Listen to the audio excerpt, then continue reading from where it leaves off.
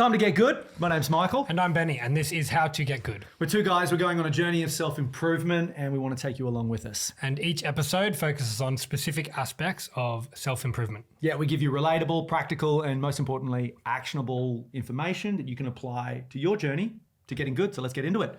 And today we're talking about microplastics. Yeah, it seems to be the, I guess, scare tactic du jour of what we're hearing about in terms of like, I think Dan mentioned it was the trans fats of today. Microplastics, we would have seen those articles about it being found in semen and your testicles. I don't know a lot about what microplastics are. I think that they're just small plastics. Thankfully, we have Dan here to, I guess, debunk some of the scare tactics that I think I've seen floating about the place. Totally. And these, like what you hear about microplastics, the way it's spoken about today is everything from, you know, hormonal issues to, you know, genitalia size decreases all the way to the reason why my relationship is poor in life and I didn't get that last promotion, microplastics. Absolutely. Always dogging you. So let's just jump into it. Dan, what are microplastics? Tiny plastics. Hell yeah! 1 for 1. Got it right. I feel good about that. How You're a tiny? scientist. Totally. So, I mean, they were first discovered in the ocean, and then now they've found them everywhere. And there's no real consistent definition used, but it's basically tiny plastics as small as 1 micrometer. And so, just for scale reference, the human blood cell is around 7 micrometers. And so, we're talking about some are like tiny, but not super tiny. Some are like super tiny, and so they can be very pervasive in the environment and absolutely in our biology. And we found them in everywhere from sperm through to fatty tissue and in other tissues in our body, as well as obviously excreted in urine and stool. And also, I hear you can find them in most water sources in the world now. It's in the ocean, it's in our waterways, it's in our natural environment, it's absolutely in our cities. As actually, erosion from tires, car tires, is hypothesized to be one of the main sources in urban environments. Okay, so these microplastics are everywhere. They are unavoidable in terms of going full cold turkey on the microplastics. Totally. But I guess before we even talk about maybe practical ways to reduce consumption of unwanted microplastics, how bad are these things actually for us? What do we know? What do we not know?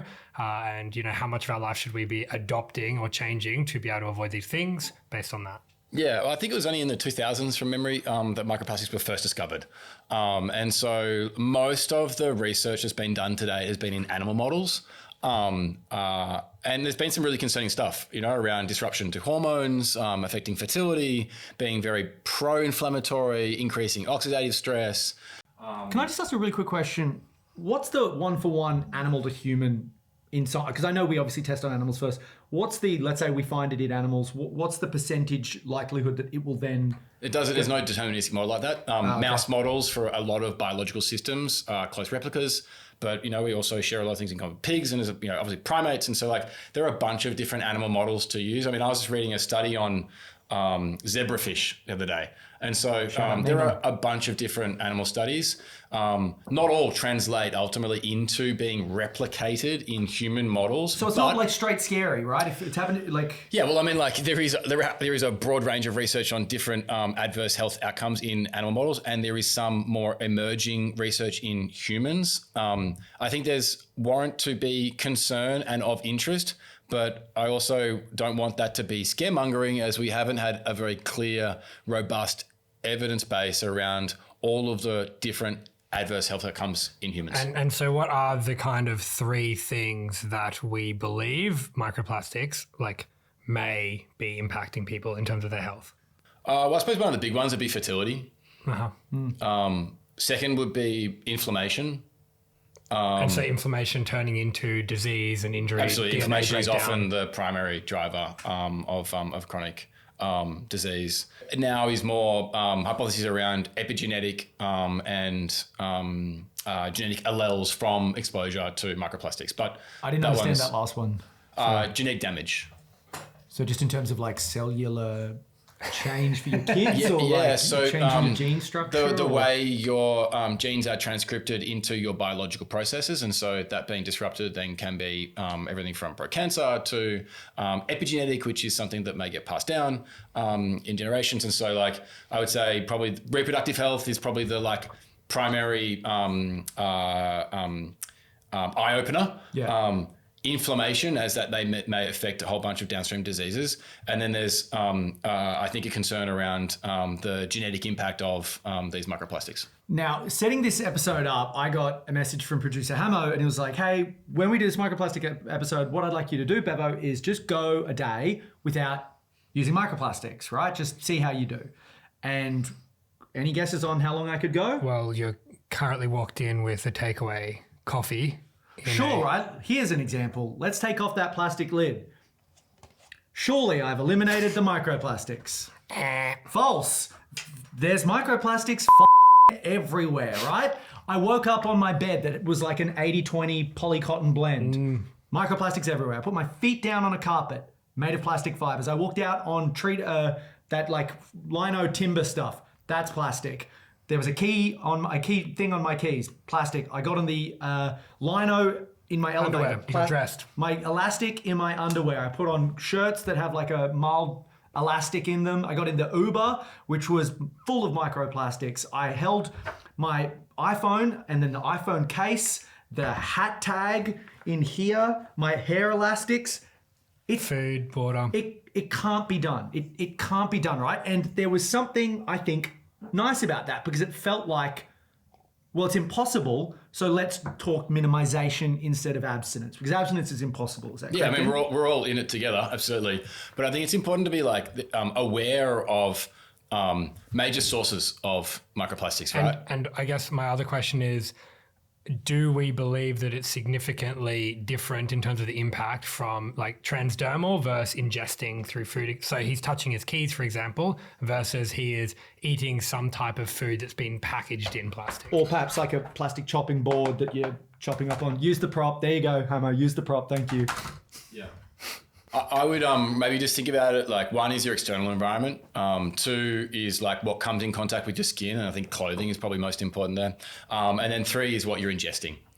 And so like the air, again, erosion of tires can be a source of microplastics. And so like if you do think about your environment at home, an air purifier might be another great reason to consider.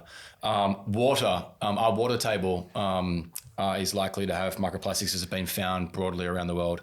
And so a water purifier would be a great choice. Yeah, so I think that's a good segue to and so I am pretty poor in terms of the avoidance here just because of convenience, like it is everywhere. Yeah. But I think like some of the big chunky ones that I've tried to fit into my life is water purifier at home. They can be expensive.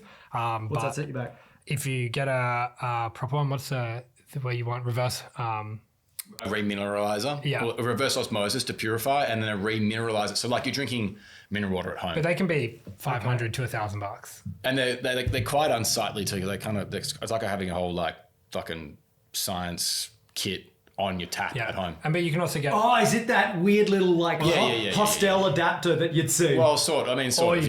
or you can get kind of one that you fill up like a jug and it kind of sits on a bench. But anyway, so there's like stripping it out of water is intuitively to me feels like a big one. Drinking lots of water, and I need water, and I don't like putting the thing in the thing that I'm drinking. So that's I'm one. 38. Am I too far gone? Because Nah. like it would just be easier for me to just go fuck it. Mate, you got half your mate. life ahead of you. Well, with microplastics, could be a lot less. You Could know? be, probably is. And then the other one is like coffee cups. I just don't like, but then keep cups and shit. Half of them are plastic as well. And then the other version of it is you forget it all the The time. flimsy rubber on the top of a keep cup feels more like degradable than. But Yeah, but like think about I think food is a really good source, right? So like absolutely wash your food before you eat it. Wash it with water that isn't.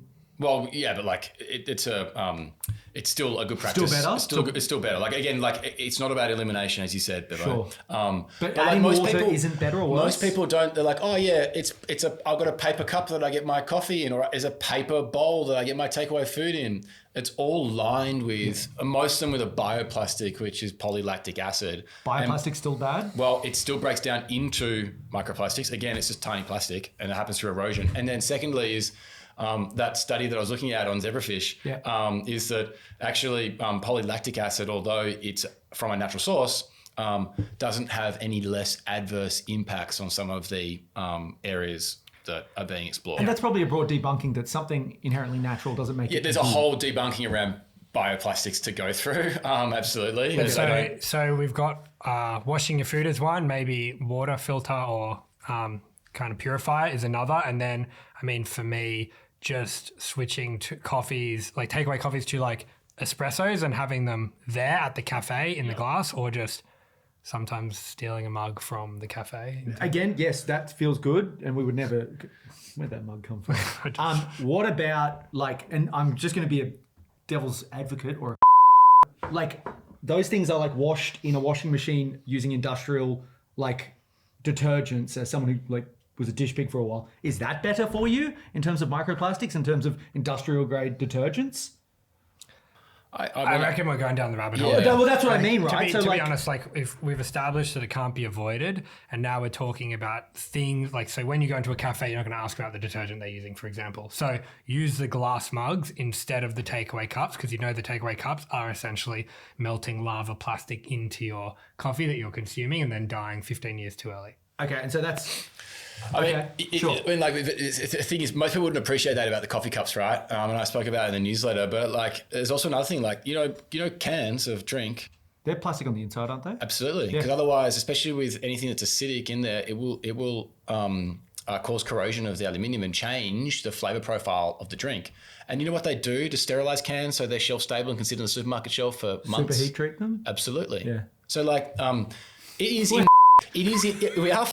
Absolutely. No, but we're all together. I'm wearing polyester shorts because it's just not always practical and for me. you look good, brother. And I reckon you're going to live long because you're doing a bunch of other stuff that combats this. Maybe. We'll see, mate. But like, it is impossible to completely avoid. But as an example, I never work out in a synthetic singlet. I know it's better for me if I work out in a merino wool t-shirt. And if you because it better regulates my temperature and moisture wicks away. And so it's a more performant cloth to me than working out in something synthetic that's going to get hot and sweaty. And merino wool's a bit pricey, surely. Well, and it's about making sacrifices. It lasts I assume longer. I wash it a little bit less frequently, and so it works for me, mate. No, yeah. So I suppose what we're looking at here is like, if it is doom and gloom, we're all in it together. So that's the control for humanity. Yeah. And so we're here to, I guess, talk about how to minimize. So get your coffee, have an espresso from, if you don't drink espresso, get a piccolo in a glass. Don't get the takeaway cups. Get the water filter. Yeah, we'll get to it. So this is your environment, air filter, water filter, natural fiber carpets, natural bedding, right? What? And so natural bedding is just like pure linen? I mean, I personally have had a wool doona for probably about 8 years because it better regulates my temperature and it wicks away the moisture. I'm a hot sleeper. As in doona, not doona cover? No, the inner? The filling, yeah. Yep. And same with a wool underlay. Yep. It's much better than having synthetic. And I have linen sheets. So like, I think it's important to think about your bedding as we spend, a third of our day in there. Yep. And then think about the types of like containers or receptacles you're consuming your food in. Mattress? And your drink. Yeah, but mattress, I mean, there are some amazing mattresses out there that don't have any nasty fire retardant chemicals in there, but you got to spend big bucks, and that may not necessarily be the most practical or affordable first step to make. Okay. So jumping back to kind of food storage. Yep. Please continue. Glass is best. Like we all fucking store food in plastic because it's convenient and it's cheap. But, a little bit of an investment in glass containers to store your food afterwards. And those beeswax wraps. I mean, look, I think absolutely Glad wrap could be a source, and using a natural approach like those beeswax wraps could be great. I personally don't find them as functional. Yeah. But yeah, there's trade-offs to make around price and performance. And then on clothes, what are we looking for on labels? I mean, like, I don't know. I mean, I don't want to sound like I'm freaking out, but like the whole semen, the finding microplastics in your semen and your balls and everything else, like that kind of like, it's a bit of a concern for me. And like, my hypothesis would be the majority of that would be through consumption. Yeah, right? not buying like undies. As next your opposed to balls. like sweat, because your actual sweat pores aren't very big. Yeah. But if you Are they smaller than a micrometer? from memory, I think they're like not all microplastics are down to a micrometer.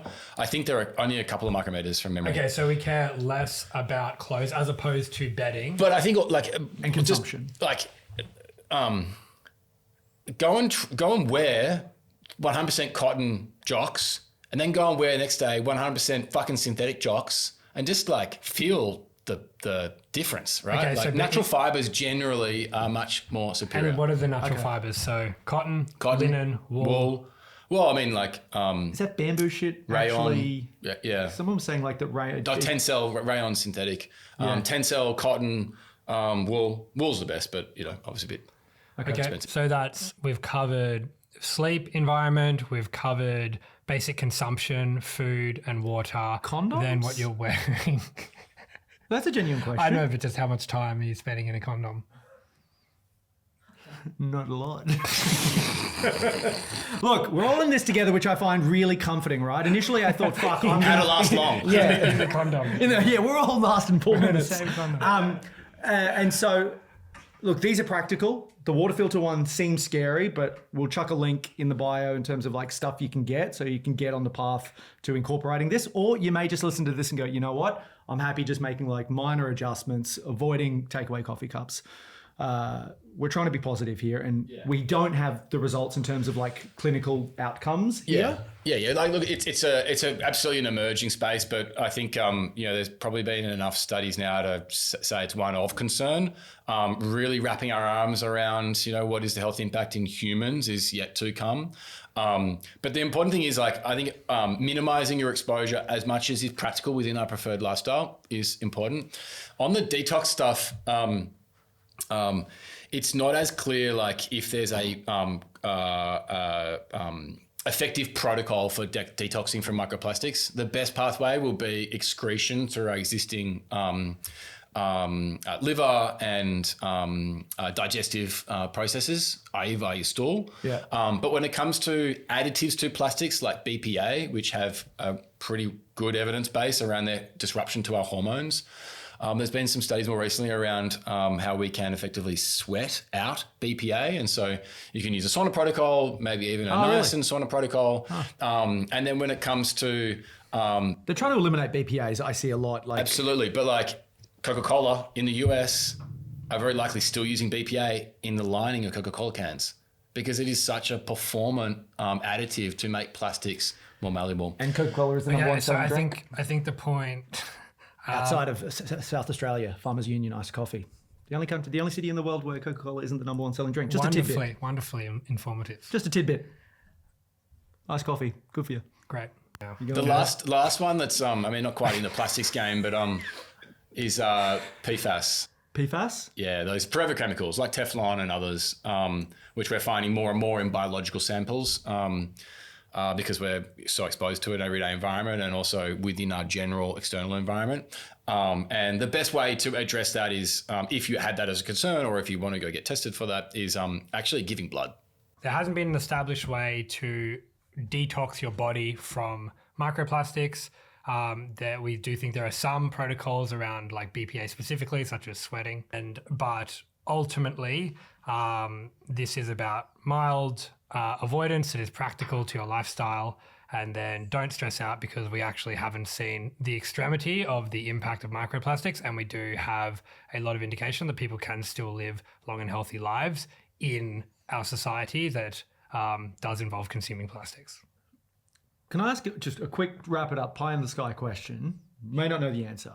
Yeah. Is there a future, let's say best case scenario, nothing happens. Yes, we exist normal. Is there a future, worst case scenario, where basically all of Western world sort of crumbles and people who live still a nomadic tribal lifestyle are the ones who survive? Yeah, Dan? Yeah, pretty likely, I'd say. I mean, I wouldn't, yeah. but like the catalyst for that would not be excess microplastic exposure. Oh, that's just going to be general capitalism. Yeah, well, What are your views here? What? Well, no, like, are they remote enough that like microplastics? Well, that's what I more mean. I think eventually we'll all just happily exist in the matrix, and those tribal communities will take over the real world. Hell yeah, hook me up. And we started this hoping to fill you with safe and assured future, but we're going to be in the matrix. So plug in, guys. Thank you. That was a ride.